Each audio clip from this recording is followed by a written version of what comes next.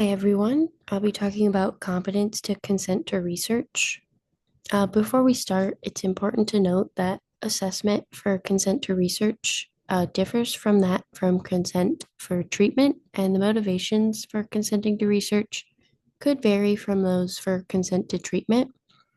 One problem with this, though, is therapeutic misconception. Many participants in treatment studies um, often don't understand they're part of research project.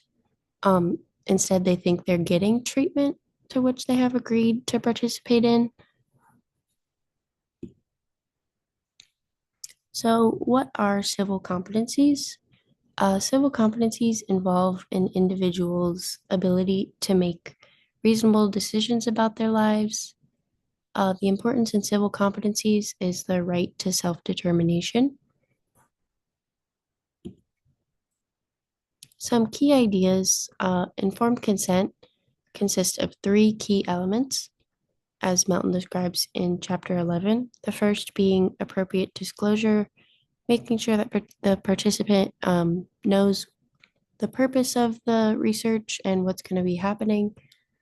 Two is a competent patient, and three is voluntary consent. IRBs are institutional review boards. They may yield requirements depending on the circumstances.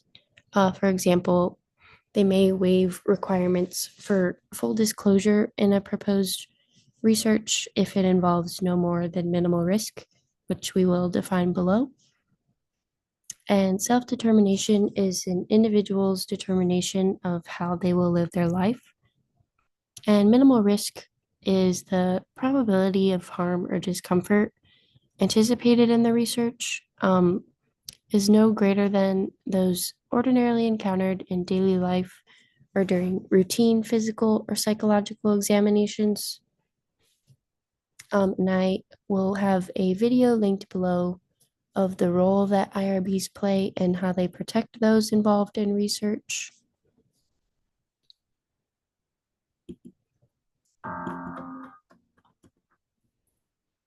This is a video that describes more about informed consent, and it's important that documenting the informed consent to know that it has several important functions.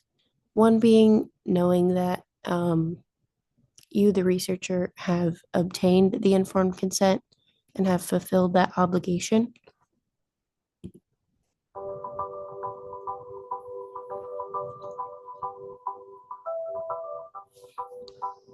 Before you take part in the study, it is important to fully understand it and to understand what participation may be like. Researchers will help by providing an informed consent document. This is a document that has detailed information about the study, including its length, the number of visits required, medications, and the medical procedures in which you will take part. The document also provides expected outcomes, potential benefits, possible risks, and other details. When needed, a translator may be provided. Researchers will review the informed consent document with you and answer your questions. After reviewing the statement, getting all the information you need, and talking with staff and your family, you can decide whether you want to participate. If so, you will need to sign the informed consent statement. Your signature indicates that you understand the study and agree to participate voluntarily. You may still leave a study at any time and for any reason, even after signing the informed consent document.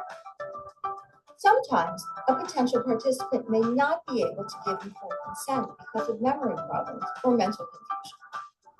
Someone else, usually a family member with a durable power of attorney, can give consent for that participant. That caregiver must be confident that they are doing what the patient would have wanted. Thank you for your interest in learning more about clinical research.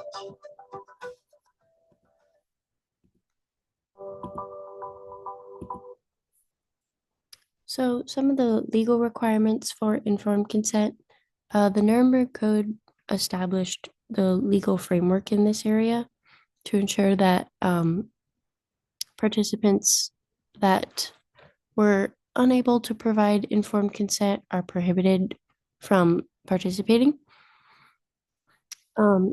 Some of the 8 key requirements for informed consent, as discussed by Melton, are: one, the purpose, duration, and description of the research project are discussed in detail.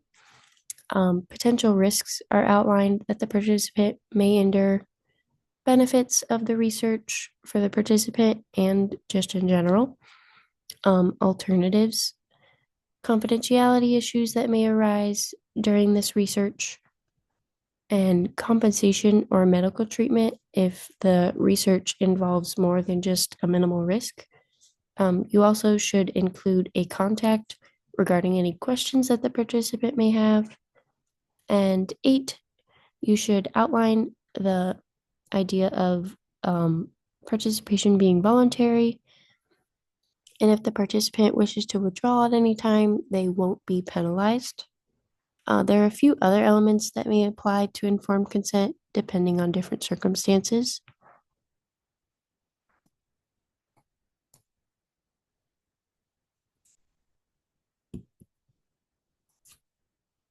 The most common tool for assessing competency to consent to research is the MCAT CR, the MacArthur Competence Assessment Tool for Clinical Research.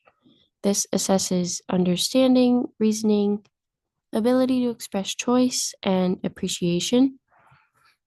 This must be structured according to the research project, describing the nature and the details of the proposed research project. The administration time is about 15 to 20 minutes, and this tool has high levels of inter-rater reliability. Some circumstances where competency standards may change is research on children, research on prisoners, or individuals with severe mental illnesses. Research on children requires assent from the child and permission from the parent or the guardian. Institutional review boards may waive consent from parents if their involvement may harm or not protect the child participating, for example, in cases of child abuse or neglect. Research on prisoners is prohibited unless 1, it's related to criminal behavior or incarceration, and 2, it does not provide incentives for participating. Individuals with severe mental illnesses, because their competency may fluctuate throughout the course of the research project, reassessment may be required.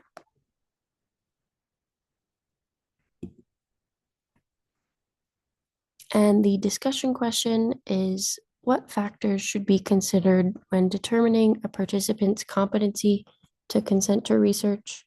And how can researchers ensure that individuals who may have impaired decision-making abilities are still treated ethically?